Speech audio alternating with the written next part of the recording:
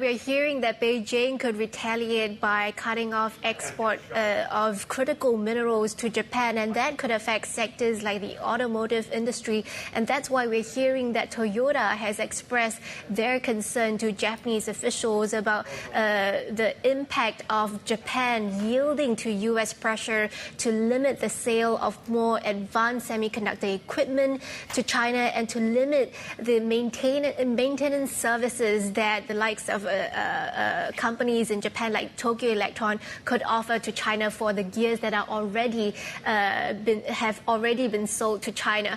And so this is something that Japan will likely take into consideration because Toyota has been quite involved in Japan's chip policy. They have invested in TSMC's new plant in Kumamoto, for instance, and Tokyo Electron, of course, is the target of these U.S. pressure as well.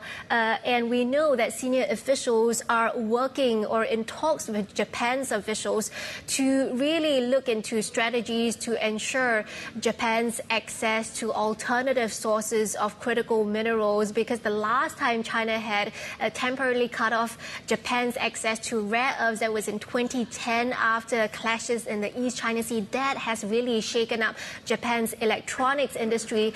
But the U.S. administration is facing a lot of pressure from legislators who are calling on the Biden administration to use any leverage they have to get allies to fall into line, including by saying that they're willing to support tariffs on chip makers abroad that compete for market share with U.S. producers as well. So there's a lot at stake, especially with time of the essence here. All these really need to be put in place before Biden steps down in January as well.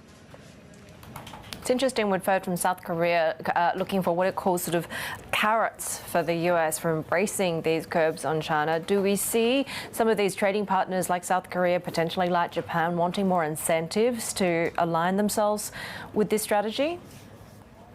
Yes, South Korea has specifically been calling for more incentives to comply with these new rules because the U.S. is now looking to impose a tighter round of curbs on these AI chips, the high bandwidth memory chips that are used in AI accelerators. South Korea currently already cannot export certain types of advanced semiconductor equipment to China, but they have been in the past been quite successful in negotiating a sort of sweet deal with the U.S. They have in the past been able to get waivers for SK Hynix and Samsung, for instance, to ship their equipment to their plants in China. So they're looking for more incentives right now because South Korea sells about half of its chips to China. So their economies are very interwoven and they want to minimize any impact to the companies there as well.